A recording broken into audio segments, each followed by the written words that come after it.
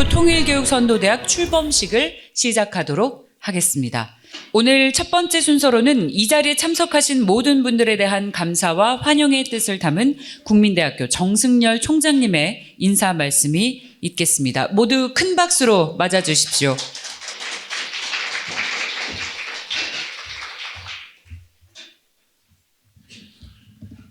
존경하는 내외빈 여러분, 그리고 오늘 새로운 출발선에 선 글로벌 평화통일대학원 신입생 여러분 반갑습니다. 오늘 행사는 국민대학교 통일교육선도대학의 출범을 선포하고 2026학년도 정기 글로벌 평화통일대학원 입학을 축하하는 뜻깊은 자리입니다. 이 자리를 빛내주시기 위해 공무로 바쁘신 중에도 참석해 주신 우리 통일부 김남중 차관님, 오늘 특별 강연을 맡아주실 김성재 전 문화관광부 장관님 깊이 감사드립니다. 또 오늘 행사를 마련해 주신 한반도 미래연구원과 글로벌 평화통일대학원의 교수님들, 관계자분들께 격려의 말씀을 드립니다. 오늘날 한반도를 둘러싼 국제 질서는 그 어느 때보다 빠르게 변화하고 있습니다. 갈등과 대립, 불확실성이 상존하는 시대 속에서 우리는 이렇게 질문해 봅니다. 평화는 어떻게 가능한가? 공존은 어떻게 설계할 수 있는가? 통일은 어떤 가치 위에서 준비되어야 하는가? 오늘 이 자리는 이러한 시대적 물음에 대학이 답해야 한다는 책임의식과 사명감을 안고 마련되었습니다. 통일교육선도대학의 재지정 출범은 단순한 사업의 시작이 아니라 미래 세대를 위한 국가적 책무를 수행하겠다는 우리의 선언입니다. 우리 대학은 2015년 9월에 한반도 미래연구원을 설립하고 2016년부터 21년까지 통일부가 지정한 서울통일교육센터를 6년 동안 성공적으로 운영해온 경험이 있습니다. 이러한 경험을 바탕으로 2022년부터 25년까지 통일교육선도대학으로 지정되었고 최우수 등급 평가를 획득하여 다시 26년부터 3년간 통일교육선도대학 재지정이라는 성과를 이루었습니다. 이는 구성원 여러분의 헌신과 열정이 있었기에 가능했습니다. 이 자리를 빌려 그 노고에 감사하다는 말씀을 드립니다. 오늘 입학을 하게 되시는 신입생 여러분, 여러분은 단순한 한 대학원의 신입생이 아닙니다. 여러분은 한반도의 미래 담론을 설계할 지식 공동체의 일원이며 평화와 통일의 실천적 리더로 성장할 주역입니다. 이곳에서 배우는 이론은 교실 안에 머무르지 않을 것입니다. 정책으로, 현장으로, 국제사회로 확장되어 우리 사회의 방향을 제시하는 힘이 되실 겁니다. 국민대학교는 여러분이 더 넓은 시야와 더 깊은 통찰을 갖춘 인재로 성장할 수 있도록 아낌없이 지원하겠습니다. 학문의 엄정성 위에 실천적 역량을 다하고 국내를 넘어 국제사회와 연결된 글로벌 네트워크를 통해 미래지향적 통일 담론을 선도하겠습니다. 존경하는 귀빈 여러분, 평화는 선언만으로 오지 않습니다. 준비된 지성, 책임 있는 리더십, 그리고 지속적인 교육이 있을 때 비로소 현실이 됩니다. 오늘 출범하는 통일교육선도대학은 그러한 준비의 중심이 될 것입니다. 국민대학교는 학문적 성취를 넘어 시대가 요구하는 역할을 다하는 대학이 되겠습니다. 함께 해주신 모든 분들께 다시 한번 감사드리며 글로벌 평화통일대학원 신입생 여러분의 입학을 진심으로 축하드립니다. 감사합니다. 네, 총장님 말씀 잘 들었습니다. 여러분들께서 앞으로 통일 담론을 선도하고 또 실천할 수 있는 그런 주도적인 역할을 하실 수 있기를 저도 함께 기원하겠습니다. 다음은 축사와 증서 전달식이 있겠습니다. 축사 이후에는 여현철 단장님께서 단상 위로 올라와 주시면 감사하겠습니다. 오늘의 축사는 김남중 차관님께서 해주시겠습니다. 자, 김남중 차관님을 큰 박수로 맞이해 주시면 감사하겠습니다.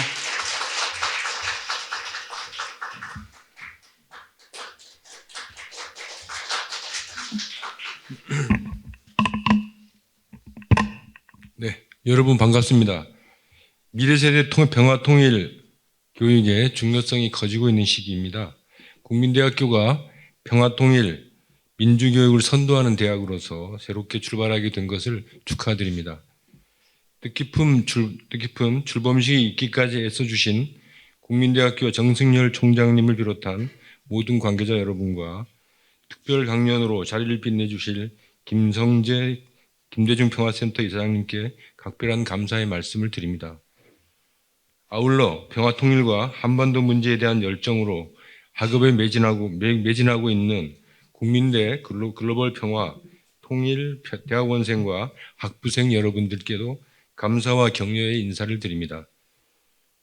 2016년에 처음 시작된 통일교육 선도대학 사업이 올해로 11년 차를 맞이하게 되었습니다. 꾸준히 이어진 이 사업을 통하여 매년 평화통일과 관련된 170여 개의 교육과정이 운영되었고 연간 약 2만 명의 대학생이 교육에 참여해 왔습니다.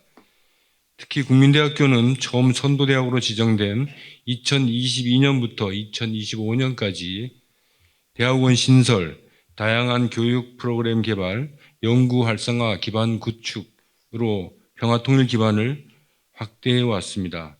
그 결과 대학 중 최초로 8년 연속 통일교육 선도대학으로 지정되는 성과도 얻었습니다. 이러한 선도대학의 노력은 통일에 대한 대학생들의 인식도 변화시켰습니다. 2024년 학교 통일교육 실태조사 결과에 따르면 선도대학 학생들은 통일 필요성과 관심에 대한 답변에서 일반 대학에 비해 긍정적으로 응답하는 의미 있는 결과를 확인할 수 있었습니다. 평화통일에 대한 미래 세대의 관심과 긍정적인 인식은 남북관계가 어려운 상황일수록 더욱 절실합니다. 한반도에 싸울 필요가 없는 평화만이 우리 미래 세대의 일상과 미래를 지키는 가장 확실한 길이고 유일한 길이기 때문입니다. 비록 지난 수년간 지속된 적대의 상처가 아직 남북관계에 깊이 패어 있습니다. 격변하는 국제정세로 인해 상황은 더욱 녹록지 않습니다. 그러나 적대와 대결, 긴장과 불신은 서로에게 아무런 이익이 되지 않는다는 역사의 경험을 새기고 이재명 정부는 한반도 평화 공존 정책을 일관되게 추진해 나갈 것입니다. 정부는 북한의 체제를 존중하고 일체의 적대 행위도 어떠한 흡수통일도 추구하지 않는다는 확고한 원칙을 가지고 있습니다. 남북 간 군사적 긴장을 완화하고 무너진 신뢰를 다시 쌓기 위한 평화 조치 또한 지속적으로 추진해 나갈 것입니다. 어려운 때일수록 국민들의 목소리와 마음을 모아 국민주권 한반도 정책을 만들어 나가고자 합니다. 특히 미래 세대와 더 많이 소통하고 그 목소리를 정책에 반영할 것입니다. 앞으로도 국민대학교가 평화통일 민주교육의 선도대학으로서 한반도 평화 공존 전략을 연구하고 그 가치를 확산하는 중요한 역할을 맡아주시리라 기대합니다. 통일교육 선도대학 재지정을 다시 한번 축하드립니다. 감사합니다. 네, 김남중 차관님 말씀 잘 들었습니다. 이어서 바로 증서 전달식이 있겠습니다. 차관님께서는 단상 위에 그대로 계셔 주시고요. 여현철 단장님께서 단상 위로 올라와 주십시오. 그리고 스태프분들께서는 연설대 이동을 부탁드립니다.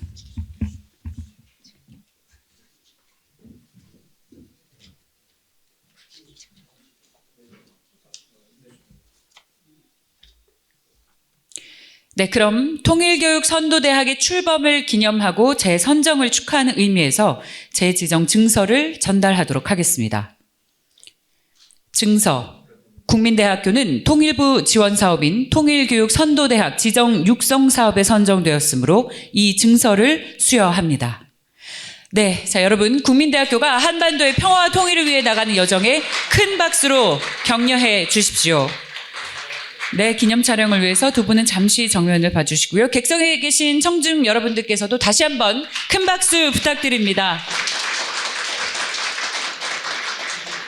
네, 자 그럼 전체 기념 촬영을 진행하도록 하겠습니다. 두 분께서는 그대로 계셔주시고요. 정승열 총장님, 그리고 이기인 관리처장님, 김형진 원장님, 김주현 초대 원장님까지 단상에 올라와서 촬영해 주시기 바랍니다.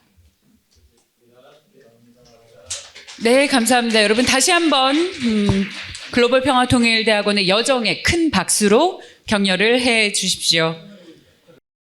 네, 곧이어 특별 강연을 시작하도록 하겠습니다. 오늘 김성재 이사장님께서 함께 해주시겠습니다. 큰 박수로 환영해 주십시오.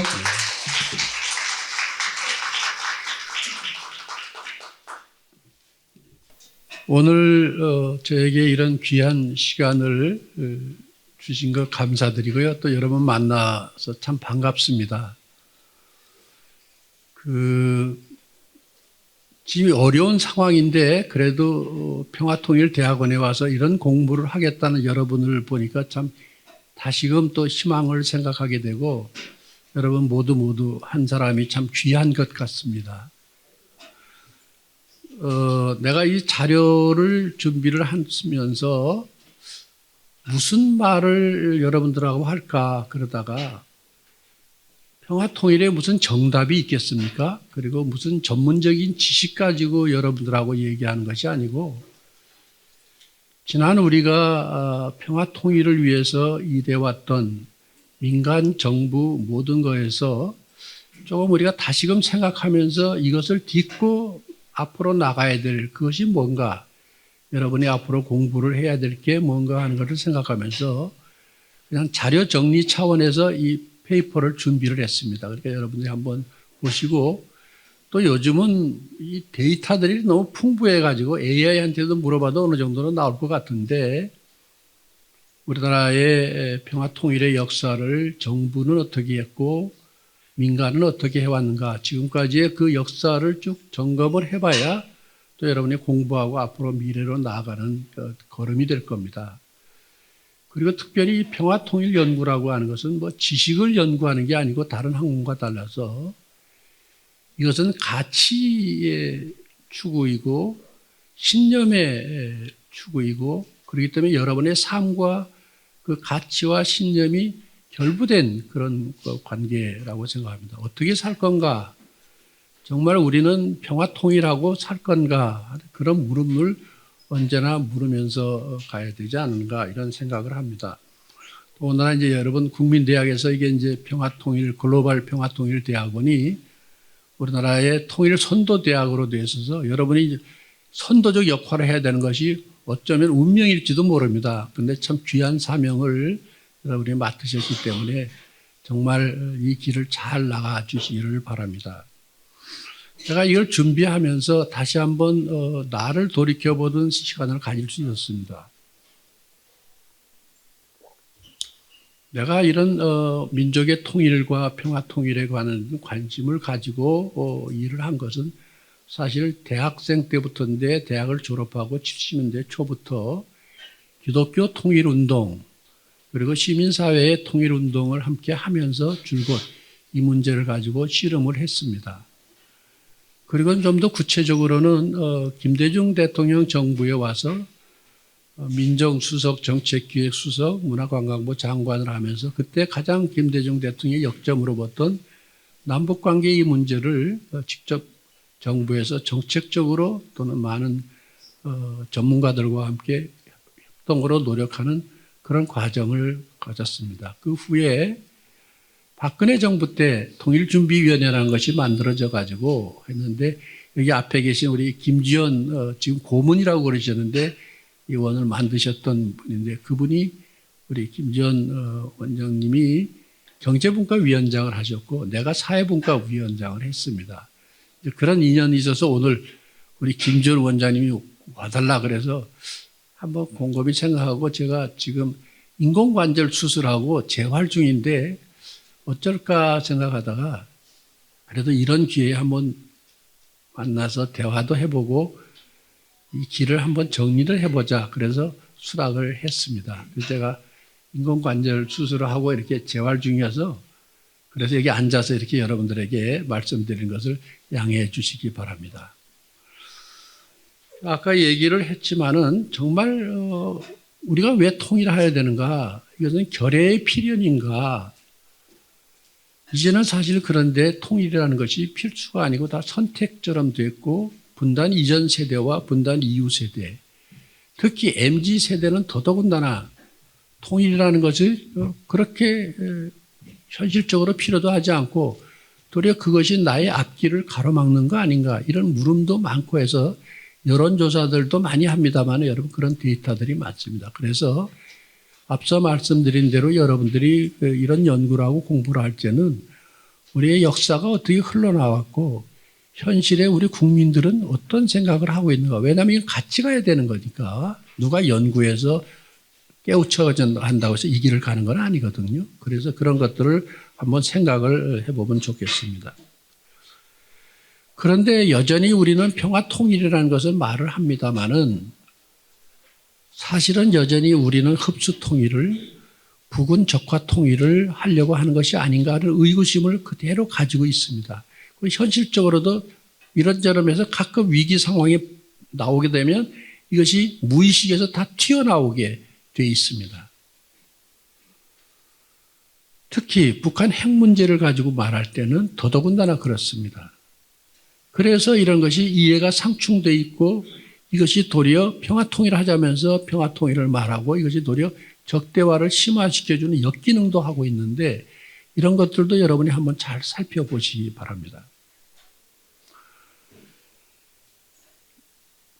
특히 남과 북이 정말 더불어 잘 사는 평화통일을 하려면 이것은 상생과 공전인데 남과 북만의 상생공전이 아니라 상생공전하려면 남한 내에서도 상생공전해야 될 것이고 북한도 북한 내에서 상생공전해야 될 것이고 그래야 남북 간의 상생공전이 가는 길이 될 것이고 이것을 뿐만 아니라 한반도가 대외관계 속에서도 상생공전하는 대외정책으로까지 생각을 해야 된다. 그러니까 여러분의 연구하고 공부해야 되는 생각을 국내, 한반도, 세계의 문제를 같이 생각해 보는 그런 과정이 필요하다 하는 생각을 하게 됩니다.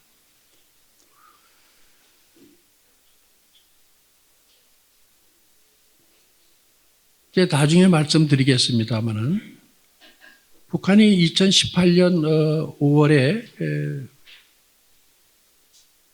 조선노동당 대회를 하면서 9차 대회를 하면서 통일을 반대하고 남한을 적대시하는 두 국가 정책을 공고히 다시 한번 확인을 하고 미국에 대해서는 핵을 용인하면 대화하고 남은 평안이 이런 하자는 것은 대북 정책은 유화적인 그런 대북 정책은 기만극이고 졸작이라고 맹 비난을 했습니다. 그리고 남한을 완전히 파괴할 수도 있다고 그랬습니다. 일반적으로 말하는 통미봉남, 아니 더 나아가서 통미정남의 환경이 됐습니다.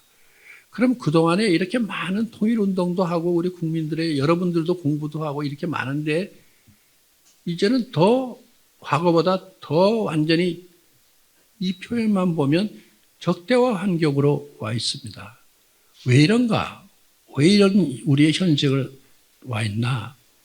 이런 물음으로부터 다시 한번 과거의 발걸음을 더듬어 보겠습니다.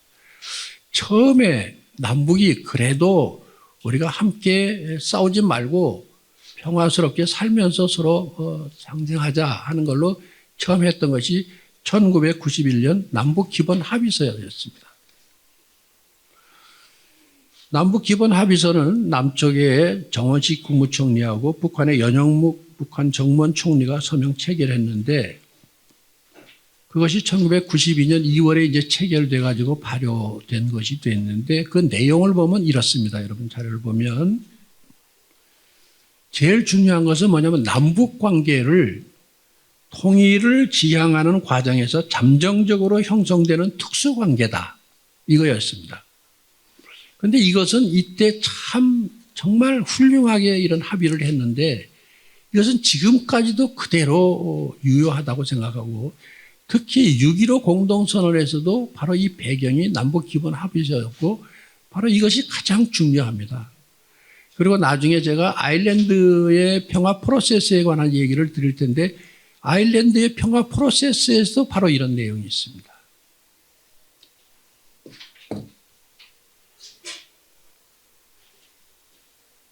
통일을 지향하는 과정에서 잠정적으로 형성되는 특수관계로 남북이 있다. 두 국가 체제가 있다. 그런데 이때는 사실은 91년에 남북이 유엔 동시 가입을 했을 때거든요. 그렇기 때문에 이미 국제적으로는 두 국가입니다.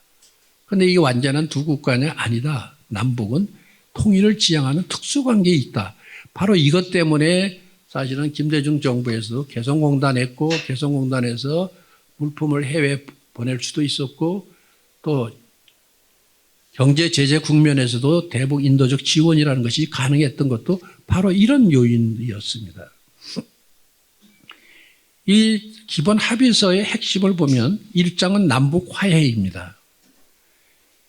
체제를 상호 인정 존중하고 내정 불간섭을 하고 비방 중상 금지하고 파괴 전복 금지하고 정전 상태를 평화적 전환으로 노력하고 국제 무대를 협력하고 연락사무소 설치하고 정치분과위원회를 두고 하자. 그 다음에 2장은 남북이 불가침하자.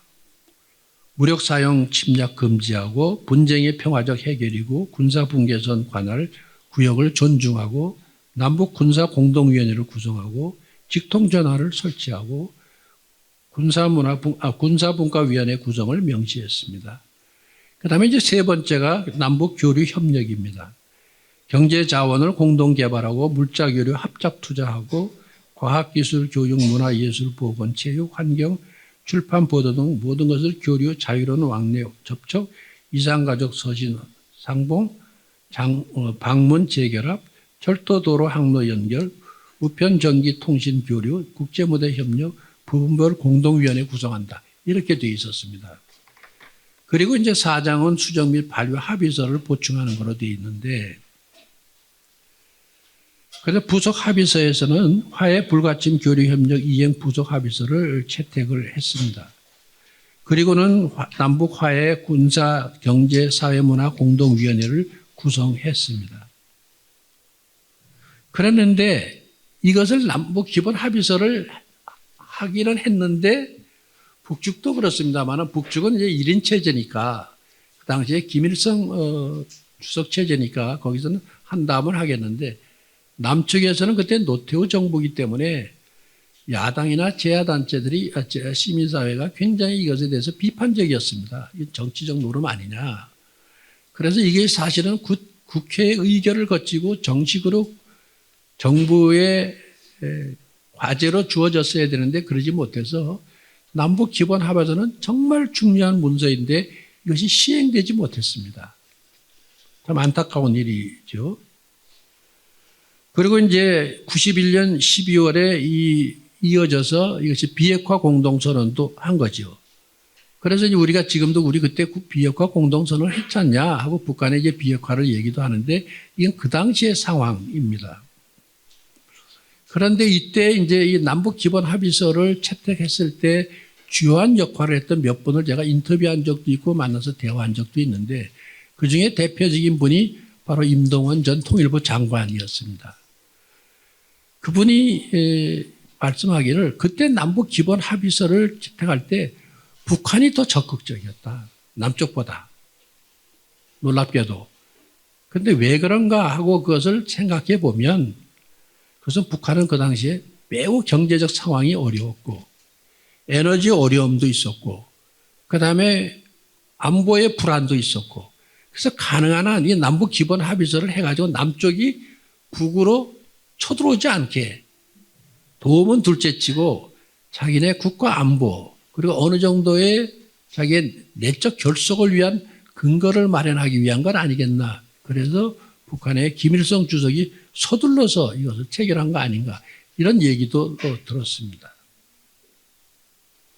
그 당시에 노태우 정부의 북방정책에 의해서 러시아와 중국하고 수교하고 있으니까 북한은 매우 불안해했죠. 그런 상황도 맞물려 있었습니다.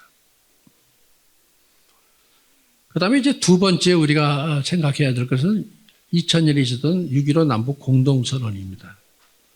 2000년 6월 15일 평양에서 김대중 대통령과 김정일 국방위원장이 정상회담을 하고 서명하고 발표한 5개항의 남북 공동선언이죠. 그 주요 내용을 보면 그것도 5가지로 되어 있는데요. 첫 번째가 뭐냐면 통일에 관한 것을 우리 민족끼리 하자. 자주적으로. 그리고 남쪽에 국가연합제. 그래서 1민족 2국가연합제와 북한이 그동안에 주장했던 고려 연방제. 1민족 1국가연방이라고 하는 이것이 서로 상이한데 이것을 논의를 해서 북한의 김정일 국방위원장이 다 서로 대화한 것을 정리하다 보니까 그러면 좋수다. 그러면 우리 거를 낮은 단계 연방제로 합시다. 그래서 남측의 국가연합과 비슷한 걸로 같이 갑시다. 이렇게 해서 통일에 관한 의견을 일치를 봤습니다. 그 다음에 2항이 8.15 즈음에서 이산가족 방문을 하고 비전향 장기수 문제 해결하고 인도적 문제를 조속히 해결하라 그러는데 사실 이때 하나 비사를 말씀드리면 6.15 남북 공동선언 그 정상회담을 할 때 보통 국가 간의 정상회담을 하면 사전에 미리 다 의제를 조율하면서 프로토콜이 있는 것 아니겠습니까? 그런데 이때는 아무것도 없었습니다. 북에서는 무조건 김 대통령이 오시라고요. 그걸로 다 해요. 무슨 내용이 가지고 뭘 의논할 건가를 그것은 전혀 사전에 프로토콜이 없었습니다. 뿐만 아니라 더더군다나 순환비행장에 김정일 국방위원장이 나올 건지 김영남 의장이 나올 건지 그것도 몰랐습니다. 그래서 김대중 대통령이 이 준비를 하면서 그동안의 모든 남북관계 그 다음에 북한의 그동안의 모든 대내적인 것, 대외적인 것, 또 우리의 대외적이고 대내적인 것, 국제사회 변화, 이거를 전부 전문가들로 해서 주도민밀하게 재검토를 시켰습니다. 심지어 국정원 대북 전문가를 세워서 김정일 대역을 놓고 리허설까지 했습니다. 김정은 입장에서 이렇게 얘기하면 뭐라고 얘기할 거냐 한번 얘기를 해봐라. 이렇게까지 철저하겠습니다. 그런데도 이제 정상회담에 대한 합의된 프로토콜이 없으니까 마지막 이거를 최종 정리를 하고 한 것이 전데 그래서 출발하기 전날 밤에 대통령 관저에서 최종적으로 이제 모든 걸 정리하고 말씀드리고 대통령이 떠나고 나면 이제 청와대를 지켜야 되니까 그래서 저한테 당부 말씀 주고 이렇게 했는데 그때 대통령이 이런 말씀하셨어요. 내가 이번에 아무 예정된 없이 가지만은 그래도 꼭 남북이 같이 정상이 만난다는 것. 그리고 무엇보다도 이번에 꼭 하고 싶은 것은 남북 이상 가족이 만나는 것은 꼭 성공적으로 대화하고 싶다. 인도적 문제부터 풀지 않으면 뭐가 그 다음에 길이 열리겠는가. 이렇게 얘기를 하셨어요. 그래서 남북 이상 가족 문제를 제일 중점에 뒀어요. 이게 통일 문제 논의하자 뭐 하자 이거는 다 그 과정에서 나온 것들이죠. 그리고 이제 세 번째가 이제 여기 6.15 공동선언의 세 번째가 이제 경제 협력을 통해서 민족 경제를 발전시키고 사회, 문화, 체육, 보건, 환경 등 제 분야의 협력과 교류를 활성화시킨다는 거고 네 번째로 이 사항을 조속히 실천하기 위해서 당국 간의 대화를 한다. 다섯 번째는 김대중 대통령은 김정일 국방위원장을 남한에 초청한다. 이런 것이었습니다. 그런데 여기서 하나 앞으로 여러분들이 연구할 때도 중요하게 생각해야 될 게 북한을 이해하는 측면에서 제가 사실은 민간에서 그리고 특히 김대중 정부 이후에 북한을 8차례를 방문을 하고 북한의 고위층하고도 많은 대화를 나누고 했는데요. 그중에 핵심이 북한을 이해하는 데 가장 중요했던 게 우리가 간과하고 있었던 게 있었습니다. 우리는 북한하고 하면 대부분 다 교류 협력하자 이렇게 얘기를 하는데 북한이 그 사람들이 만날 때마다 그랬습니다. 장관 선생, 왜 협력이라고 그러지 않고 왜 교류하자고 그럽니까? 왜 교류 협력하자고 합니까? 그 교류 좀 뺄 수 없습니까? 그런 겁니다. 북한은 남쪽이 교류해서 남쪽의 주민들이나 사람들이 북한 주민과 접촉해서 그 영향력이 확대하는 것을 제일 두려워했습니다.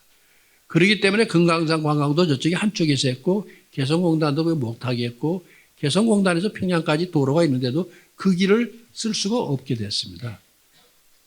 그만큼 북한 주민과 직접적인 접촉을 불가능하게 했습니다. 그러니까 그런데도 우리나라에서 정부도 그렇고 교류협력이란 말을 아주 그냥 자연스럽게 쓰고 있고 평화통일 운동하는 민간단체들은 다 교류협력하자 그러고 남쪽에 평화통일하는 사람들은 다 북한을 가보고 싶은 거예요. 협력은 둘째치고 교류하고 싶은 게 먼저예요.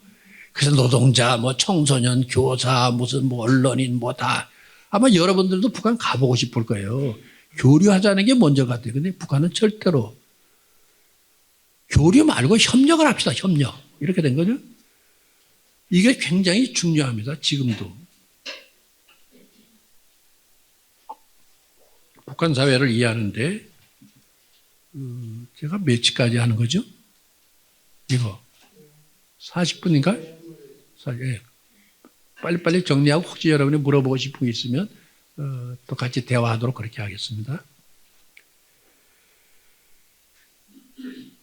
그렇게 돼서 남북 기본 합의서는 두 정상이 정상회담을 하고 결정을 한 것이기 때문에 즉각 이행이 됐습니다. 이때 바로 이 실천적인 주역의 한 분이 우리 김주현, 그 당시에는 현대 그쪽에 사장 되셔서 금강산 관광의 모든 것을 주역을 하셨던 분이고요. 남북 경제 문제에서 실질적인 주역을 하셨던 분인데, 그러니까 남북 기본 합의서는 두 정상이 직접 합의하고 서명을 했기 때문에 즉각 이행이 됐습니다. 그래서 막혀있던 남과 북의 땅길, 바닷길, 하늘길이 즉각 열렸고 이산가족 상봉이 정례화됐고 금강산 관광 특구로서 금강산 관광이 시작됐고 그리고 남북 경제 공동체로 해서 개성공단 건설이 시작됐고 그리고 장강고 회담 등이 추진되었습니다. 그래서 사실 그 당시에 남북 철도를 동해선과 이제 경의선, 경원선 했는데 이게 이제 경원선은 TSR이라 해서 사이베리아로 가는 러시아 이렇게 가는 거고 경의선은 중국을 거쳐서 해서 TCR로 이렇게 돼 있는데 이게 다 연결이 돼 있었습니다. 연결그. 이게 계속됐으면 우리가 부산에서 목포에서 열차를 타고 가면 사이베리아 또는 중국을 거쳐서 전부 대륙으로 해서 유럽까지 가는 열차가 가능했습니다. 2008년에 북경올림픽을 할 때 사실은 이것을 다시 복원해서 이 열차를 타고 중국을 가자 이런 제안들도 있었습니다.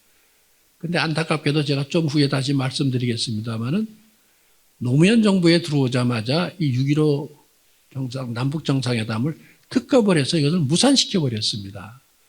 그러면서부터 남북 관계가 굉장히 경색된 주요 원인도 됐는데 그러다 보니까 그때 만약에 그 철도가 완성이 돼서 만약이라는 것이 역사에는 참 가정이라는 게 없다 하지만 그래도 그렇게 되면 우리는 중국 대륙에 이렇게 혹같이 붙어 있는 조그만 반도 국가가 아니라 바로 대륙과 대양을 이어가는 중심 국가로서 대륙에서 대양으로 나가고 대양에서 해양에서 대륙으로 들어가는 관문으로서의 역할을 할 수 있었을 겁니다. 2002년 부시 대통령이 와서 마지막 2월에 한국 방문했을 때 휴전선에 와서 대북에 북한을 악의 축이라고 말하면서 대북 아주 강경 메시지를 전할 예정을 가지고 있었습니다. 그때 김대중 대통령이 아주 잠을 안 자면서 설득을 해가지고 부시 대통령이 놀랍게도 도라선역에 가서 남북 철도 연결하는 철도 침목에 사인을 하고 그 연결하는 그 행사를 그걸 했습니다. 그만큼 했는데 사실 그것이 단절됐던 것이죠.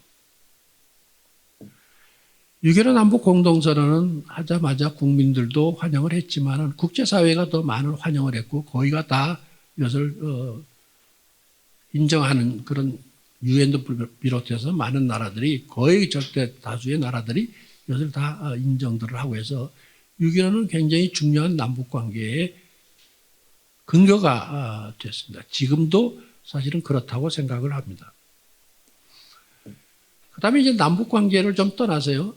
지금 우리나라에서 지금 굉장히 관심을 가지고 있고 아일랜드 피스 프로세스에 가고 있는데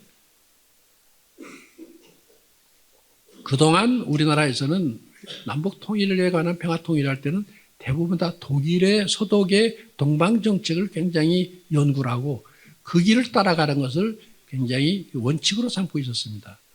서독이 동독에 대해서 점진적인 인도적인 지원을 통해서 동방 정책을 해서 그 결과가 독일 통일이 이루어졌다 이렇게 됐는데 그것은 맞습니다. 점진적이고 접근 가능한 것로부터 해서 인도적 지원을 해서 근데 결과로 통일이 된 결과가 어떻게 됐냐?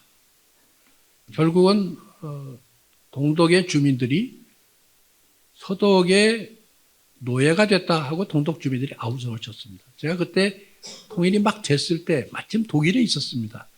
근데 그 전까지는 서로가 보고 싶고 그 분단된 장벽을 넘어오기 위해서 총도 맞고 그다음에 바다를 넘어서 나오려고 해서 얼마나 많은 애를 쓰고 그랬습니까? 그 비극적인 사건이 있었는데 막상 문이 열리고 동독 주민들이 서독에 와서 살려고 그러고 하니까 그다음에 이제 연극들이 나왔는데요. 처음에는 서로 분단을 넘어왔기 때문에 울고불고 하면서 서로 우리는 하나의 동일 민족으로서 환호를 치고 노래를 불렀던 이 사람들이 순간에 돌변해서 나 여기서 좀 살게 해줘 하니까 이 서독 사람들이 너는 너 사는 대로 가라. 너 왜 여기 와서 살라고 그러냐. 그러니까 목숨을 걸고 넘어왔던 여기에서 하늘 맺히고 다시 눈물을 흘리면서 동독으로 돌아가는 그런 드라마가 있었어요. 제가 그 드라마를 보면서 야, 우리 사회는 안 그럴까. 내가 그때 그 장벽이 무너지는 그 현장에 있었거든요. 그래서 독일 교수하고 나하고 같이 해머로 그것을 두들기고 나도 두들겨서 그 담벼락 그 떨어진 시멘트 조각을 가지고 왔는데 내가 지금도 집에 가지고 있습니다. 이렇게 액자에 담아놨는데 나중에 그것을 완전 관광상품으로 팔기도 했더라고요. 그런데 정말 우리도 남북 이산 가족 하니까 만나서 울고불고 뭐 했는데 그 이산 가족이 여기 와서 나 좀 여기 살게 해줘. 너 방 하나만 좀 주라. 그러면 내주겠나. 아니 만나는 건 반가운데 너 가서 살아. 이것은 남북뿐만 아닙니다. 러시아로 가 있었던 징용 가 있던 우리 동포들 그들이 와서 여기서 살자고 그럴 때 아니 가라. 너희 거기 가서 살아라. 그래서 그들이 눈물을 흘리고 돌아가는 그 장면들도 있었습니다. 자, 정말 평화 통일을 하려고 하는 건가? 괜히 하는 말인가? 정치적 구원과 우리의 이익을 추구하기 위해서 한 건가?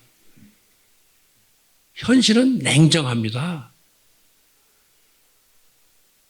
독일이 통일되고 나니까 사는 문제뿐만 아니고 자본주의와 사회주의 체제와 사상과 삶의 양식이 다르기 때문에 통일되는 순간 놀랍게도요. 제일 먼저 동독에 있던 대학 교수들이 다 해직당했습니다.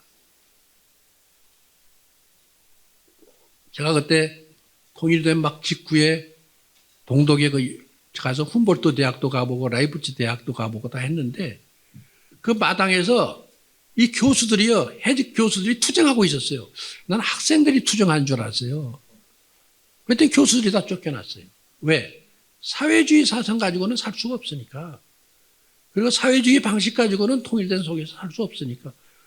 그래서 구 동독에 있던 대학의 교수들이 다 쫓겨나고 그 대학의 교수를 누가 갔냐면 구 서독에 있었던 연구 박사들이 다 교수로 들어갔어요. 그리고 지금 통일된 독일 정부에는 구 동독의 인사가 고위직이 한 사람도 없습니다. 유일하게 총리 메르켈이 있고 대통령이 있을 뿐이에요. 동독 사람으로. 왜냐하면 사상이 다르고 사고방식이 다르기 때문에 할 수가 없다는 게 명분이고 뭐 군사는 물론이려니와 그 다음에 자격증이라는 것도 서로 시스템이 다르기 때문에 자격증도 인정할 수가 없었어요. 그러니까 그 동독 주민이 서독에 와서 살자고 할 때 살 수가 없었어요.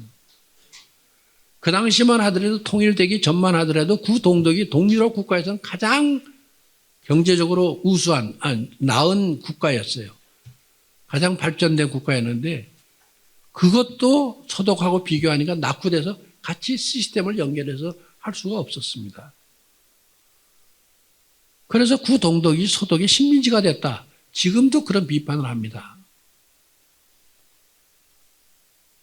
그러다 보니까 통일이라는 것이 의도적으로는 흡수통일 안 한다고 했지만 결과적으로 이렇게 흡수통일하다 보니까 동독이 없어진 거예요. 통일은 됐는데 이게 이제 아일랜드 피스 프로세스와 우리가 생각할 때 중요하게 봐야 되는 부분입니다. 여러분, 아일랜드 피스 프로세스는 아일랜드 공화국 IRA와 그리고 아일랜드 통일을 목표로 한 무장 조직인 심 그리고 그 당시 IRA와 심페인당 공화주의 정치 세력 때 영국 정부와 북아일랜드 친영 정당들입니다. 여러분이 아신 대로 아일랜드는 영국이 인베이드 돼가지고 북쪽으로 북아일랜드를 자기네 영국 안에다가 영연방에다 붙였죠. 그래서 유나이티드 킹덤입니다. 그러니까 잉글랜드, 웨일즈, 스코틀랜드, 노던 아일랜드 이 네 개가 유나이티드 킹덤이에요. 그래서 자칫 잘못해서 잉글랜드 가서 이거를 영국을 잉글랜드라고 말하면 다른 지역에 있는 사람들이 굉장히 화를 냅니다. 여러분, 영국의 화폐가 4개가 있는 줄 아십니까? 우리가 보면 파운드가 하나인 줄 알지만 그건 잉글랜드 돈이에요.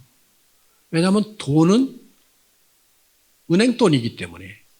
우리나라 돈도 한국은행 돈입니다. 한국 돈이지만 미국 돈도 미국 은행 돈이고.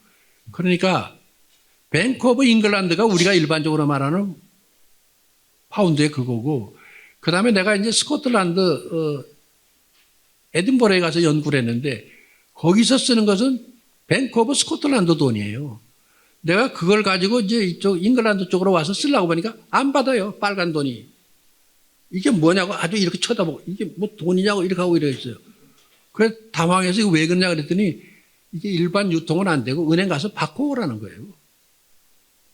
그런데 스코틀랜드뿐만 아닙니다. 뱅크 오브 웨일즈의 돈도 있어요. 그 다음에 뱅크 오브 노던 아일랜드 돈도 있어요. 그게 똑같이 파운드지만은 그 지역 안에서 유통되는데 이것이 잉글랜드 와서는 도저히 유통이 안 돼요. 이만큼 거기도 지금 지역 차별이 온전하고 있습니다. 그리고 이제 영국이 그 인베이드를 했거든요. 그러니까 개신교가 들어갔고, 개신교라는 게 성공회죠. 처치 오브 잉글랜드. 그리고 원래 헨리 8세가 이혼 문제 때문에 교황하고 갈라져서 전쟁을 하면서 세운 종교가 처치 오브 잉글랜드 성공회거든요. 그리고 나서 완전히 캐톨릭을 탄압을 했습니다. 그러니까 캐톨릭 교도들이 전부 아일랜드로 갔어요. 그래서 아일랜드는 캐톨릭 국가가 된 겁니다. 그러니까 캐톨릭 대 개신교의 싸움도 되는 거예요.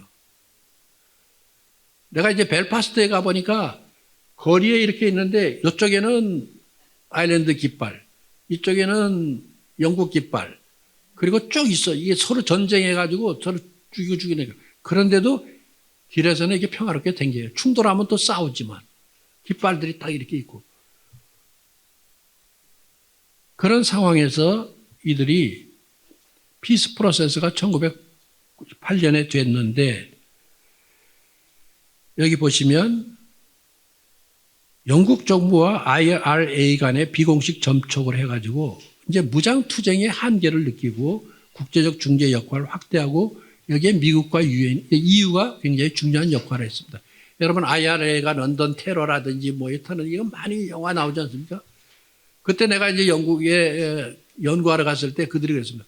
우리 보고 테러리스트라고 그랬는데 우리는 테러리스트가 아니다. 우리는 우리의 주권을 회복하기 위한 투쟁을 하는 거다. 야, 너희 일제 식민지 하에서 너희 독립운동할 때 일본이 너희를 테러리스트라고 그랬는데 너 그거 받아들이냐? 나한테 그랬습니다. 그러니까 이게 보는 시각이 이렇게 무엇에서 이 관점으로 보느냐 이거죠. 우리는 테러리스트가 아니다. 우리는 해방하고 독립을 하자고 통일하자는 거다. 전하들 이쪽을 테러리스트라고 보고 있고 그런 것들입니다. 그래서 98년에 굿프라이데이 협정이라는 것이 만들어졌는데 오랫동안 군사적으로 대결하다 보니까 더 이상 이렇게 하지 말자. 이제 그래도 우리 같이 살자는 게 중요한 거 아니냐. 그래서 아일랜드 안에 있던 모든 이해관계의 당사자들이 이 회의를 수십 차례 하면서 수년간 수의들을 해왔어요. 그리고 개신교와 캐톨릭도 대화하고 정부 간의 민간도 대화하고 영국 정부하고도 대화하고 하면서 그래서 마련된 것이 현재 있던 북아일랜드와 남은 아일랜드 국가죠. 여기 안에 보더라인이 있습니다. 이 보더라인을 아일랜드가 놀랍게도 헌법에 있는 국경을 양보하고 이 보더라인을 잠정적인 국경으로 여기를 인정을 했어요. 그래서 더 이상의 적대국으로서의 국가로서의 싸움이 종식된 거죠. 이걸 보고 우리나라에서 잘 모르고 우리나라도 그러면 이 국경을 바꾸자. 휴전선을 국경으로 바꾸고 국도 헌법 바꾸자 이런 뭐 진보 인사들이 그랬는데 그건 잘못 판단한 겁니다. 순식간에 그렇게 될 것이 아니거든요. 그런데 놀랍게도 아일랜드가 국경을 양보하면서 보더라인을 잠정적인 국경으로 인정하는 것으로 이게 풀어졌습니다. 그런데 이것이 가능했던 것은 이유가 있었기 때문입니다. 유럽 공동체가. 그러니까 아일랜드는 유럽 공동체에 들어가 있기 때문에 EU가 그 뒤에서 다 이것을 같이 협력을 했고 미국이 또 절대적으로 협력을 했습니다. 그런데 안타까운 것은 영국이 EU에서 탈퇴했지 않습니까? 그다음부터 다시 이 보더라인에 갈등이 생겼어요. 그럼에도 불구하고 원래 원칙대로 간다 하는 데서 지금은 그대로 보더라인에 그거랬는데 그전에는 패스포드 없이 가던데 이제는 패스포드가 있어야 됩니다. 그럼에도 불구하고 평화적인 그 관계를 계속 유지하고 있는 것이죠. 그래서 여기에 중요한 것은 뭐냐면 이 주민투표를 했어요. 국민투표. 그리고 여기에 관한 이해관계 그동안에 했던 모든 단체들, 사람들이 정당이나 시민사회단체, 종교계까지 다 모여서 작은 데서부터 큰 데까지 계속 회의들을 해가면서 협의를 해서 결국은 이 피스 프로세스를 만들어낸 거죠. 이게 이제 결정되고 끝난 게 아니라 지금도 피스 프로세스는 진행 중입니다. 이제 여기까지 해서 우리가 남북 기본 합의서 그리고 6.15 그다음에 했는데요. 이제부터는 설명 별로 없이 그냥 간략간략하게 넘어가겠습니다. 자료를 보시고요. 이제 김정은 체제 이후에 그럼 북한은 지금 상황이 어떤가? 그러니까 일반적으로 우리의 입장에서만 자꾸 북한을 바라보고 이렇게 얘기하고 있는데 않고 그래서 4쪽에 보시면 권력 장악의 방식과 통치 스타일에서 김정일 체제는 선군 정치하고 통치 이념으로서 내세우고 군부를 국정 운영의 중심을 삼는 그런 것이었습니다. 그런데 김정은 체제는 초기에 빠르게 대규모 숙절을 하고 군에서 당으로 권력 구조를 옮겼습니다. 그 다음에 경제는 김정일 시대에는 여러분 잘 아신 대로 경제 문제가 고난의 행군이고 여러 가지 어려움이 있었는데 그때 내가 북을 갔다 온 경험 보면 집단 농장들하고 있으니까 처음에 평양을 가니까 완전히 그 지역을 가는데 노란 아주 그냥 봄에 갔는데 아주 황토길이고 먼지만 흙먼지 나고 논밭이 완전히 뭐 풀 폭이 하나도 보이질 않았어요. 그게 1단계인데 두 번째 가서 이제 텃밭을 자기 것으로 해가지고 그것은 자기 소유로 할 수 있다는 정책이 바뀌니까 그 다음에 갔을 때 보니까 그 텃밭은 또 초록색으로 아주 베꼈어요. 아주 밭두렁이 논두렁까지도 아주 빼곡히 못 심고 다 거기다가 먹었어요. 그 다음에 이제 장마당이 되니까 장마당까지는 경제 활력이 이렇게 해야 돼요. 집단 농장에서 텃밭에 허용해서 장마당에서 이렇게 하면서 경제가 바뀌어 나오기 시작을 합니다. 그 다음에 특히 김정은 체제에 왔을 때는 이제 식량 문제를 경제 제재가 있지만은 중국으로부터 그리고 특히 러시아의 파병으로부터 해서 이제 식량 문제가 어느 정도 해결되면서 그리고 안보 문제도 더 확고히 가고 있고 그러다 보니까 에너지 문제는 더구나 러시아로부터 오다 보니까 이제 자신감이 생기니까 대내적인 정책들을 더 강화시킨 거죠. 그래서 인민의 경제생활 향상이라는 거. 그리고 또 하나는 대외적인 것은 핵무력 완성으로 가는 거. 이게 둘이 축입니다. 그래서 세 번째 핵구사 정책은 김정일 시대에는 막 핵개발 시작해서 뭐 육자회담도 하고 해서 그걸 중지시키고 뭐 한다 뭐 이런 게 있었지만 김정은 때는 이미 핵 미사일 능력을 고도화시켜서 이미 완성했다 하고 해서 2017년에 핵무력 완성을 선언을 했습니다. 그 다음에 대외 관계는 김정일 시대는 중국 러시아 관계가 협력 관계에서 좀 느슨한 관계들도 있었고 했지만은 김정은 때에 와서는 완전히 중국이 더 밀착 관계가 됐고 러시아는 뭐 거의 혈맹 같은 관계로 되어 있습니다. 그다음에 세대적 차이도 있죠. 김정일 시대에는 발전 세대가 있었지만 김정은 시대에는 새로운 세대가 다 그 주변으로 되어 있고 사회 문화가 그걸 바뀌었습니다. 그래서 그걸 위해서 내가 뒤에다 영화가 어떻게 됐나 이게 이제 의식이 어떻게 변화되나를 영화를 뒤에다 했던 것이죠. 네. 시간이 다 되니까요. 그다음에 김정일 북한 구상으로 가겠습니다. 그래서 9차 조선노동당 대회에서 체제 안정, 국방력 강화, 경제 재정비의 발전, 대외 전략 등으로 그것이 전부 핵심으로 이렇게 됐습니다. 그 다음에 마지막에 이제 영화의 문제를 가겠는데 그건 쭉 한번 살펴보시고요. 제일 재미있는 것은 영화가 이제 영상미의 기술적 발전도 다 도입하고 청년연예를 일정 수준하고 더 재미있는 것은 2022년에 하루낮 하룻밤이라고 해서 김정일 암살하는 그 영화가 왔습니다. 그래서 김일성을 제거하려는 그 다음에 2024년에는 김정일을 제거하려는 그 정에 미 중앙정보부가 지령을 받아서 김일성을 암살하려고 했던 것이 2011년에 디 인터뷰라는 영화를 했을 때 북한에서 엄청나게 항의를 하고 했거든요. 그런데 도리어 대결의 낮과 밤 여기 오면은 그 아들이 그때 주역이었던 그 암살 주범의 아들이 숨어 있다가 나중에 와서 김정일을 암살하는 또 주역으로 나오는 것까지 이렇게까지 나옵니다. 놀랍게도. 근데 이게 다 북한 TV에 방영이 돼요. 여러분 유튜브에서도 볼 수 있습니다. 이만큼 이건 뭘 말하냐. 이제 마지막 한 말씀만 더 드리고 끝내겠습니다.